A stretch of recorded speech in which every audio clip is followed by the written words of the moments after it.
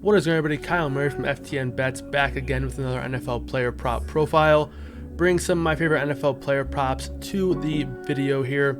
And we're actually going to a tight end, which is actually going to be my second time betting a tight end. I haven't really done a whole lot of in-depth analysis on some of these tight ends, but there are some good numbers here.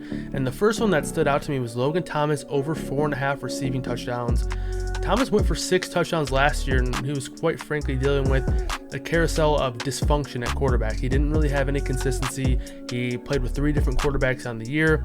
He's now going to have Ryan Fitzpatrick, which Fitzpatrick might not also bring the most consistency, and he's definitely not the best real-life quarterback, but one thing he does bring is a ton of upside for these pass catchers here. I think the ability for this offense to score touchdowns is going to be at an all-time high with Fitzpatrick under center. We haven't really seen a ton of consistency from this team.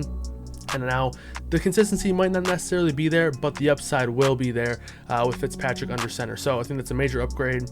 Now, they did bring in Curtis Samuel, and obviously they still have Antonio Gibson and Terry McLaurin, but I don't really necessarily see Curtis Samuel or even Terry McLaurin as monster red zone threats. If you guys went back to some of my videos, you did see that I did bet Terry McLaurin over 6 receiving touchdowns on the year. And I think Curtis Samuel and Antonio Gibson both have great years as well, but for Logan Thomas just to have 5 touchdowns and essentially repeat what he did last year, I think that's extremely likely.